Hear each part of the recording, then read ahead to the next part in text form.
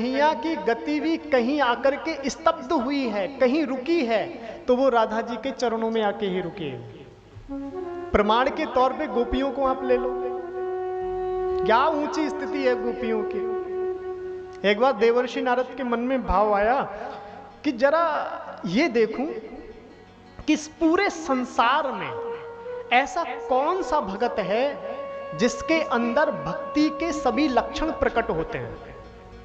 दिग्दर्शन किया और दिग्दर्शन करके पाया वो भक्त गोपी है।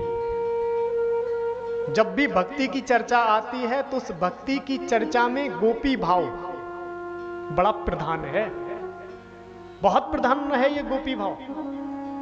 अब गोपी भाव क्या है ये समझने वाली बात है। साड़ी पहन लेना, लिपस्टिक लगा लेना, बिंदी लगा लेना, इसका नाम गोपी भाव नहीं है। ये बाहरी रूप नहीं है, ये आंतरिक रूप है, ये मनस्थिति है। वो गोपियों को समझने से आएगी। गोपी कैसी हैं? तो कहा जो प्रत्येक इंद्रियों से भगवान श्री कृष्ण को प्राप्त करने की चाहना करे उसका नाम गोपी।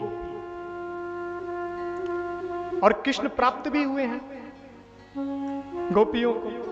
तो वो चंचल कृष्ण प्राप्त कैसे हो गए? क्योंकि गोपी राधा जी का सानिध्य लिए रहती हैं, राधा जी का सानिध्य उन्हें मिलता रहता है, इसीलिए चंचल कृष्ण उनके अधीन हैं। कितने अधीन? एक बार कन्हैया घूमते घूमते आए गोपी के पास।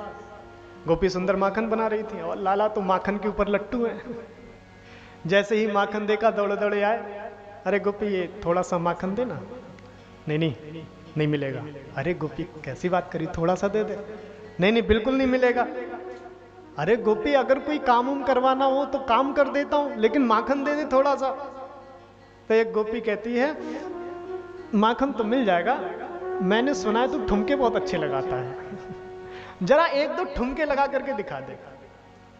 सोई काना एक हाथ रखते हैं कमर पे, दूसरा हाथ रखते हैं सर पे और ठुमके लगाने शुरू कर देते हैं। और जैसे ही ये दृश्य देखते हैं श्री देवर्षि नारद आश्चर्यचकित होकर के कहते हैं देखो ये वो जगत का नियंता, बड़े बड़े योगी सिद्ध गंधर्व जिनको प्राप्त करने के लिए हजारों वर्ष तप में लीन हैं, उनको प्राप्त नहीं हो रहे हैं। और माखन को देख करके कन्हैया ठुमके लगा रहे हैं। धन्य है ये गोपियां।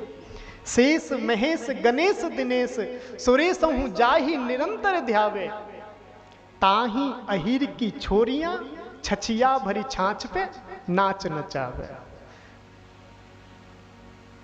तो ये राधा जी की ही शरणागति का प्रभाव है कि वो गोपी भाव प्रधान भाव हो गया।